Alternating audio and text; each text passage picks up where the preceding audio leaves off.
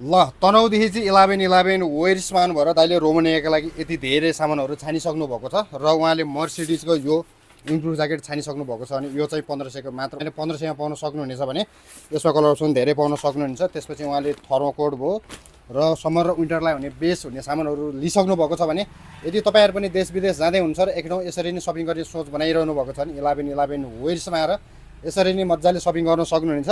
दाइ सामानको क्वालिटी कस्तो लाग्यो त हजुरलाई? क्वालिटी राम्रो छ। ठिक छ। मैले पहिला पनि आएर सपिङ गरेको हजुरको। हजुर दाइ मलाई ठिक लाग्यो यहाँ। ल दाइले फलो गरेर आउनु भएको भए चाहिँ उहाँले चिठा पनि तान्दै हुन्छ। दाइ कति पर्ने हुन्छ तानेर देखाइदिनुहोस् त। कतिको फ्लाइट हो हजुरको? मेरो सन्डेको फ्लाइट छ। सन्डेको। ल दाइले शुभयात्रा पनि है त। धन्यवाद। उज्जवल भविष्यको शुभकामना पनि। ल के पर्यो दाइलाई? ल दाइलाई 150 रुपियाँ क्यास परिसकेको छ। ल दाइले बधाई छ।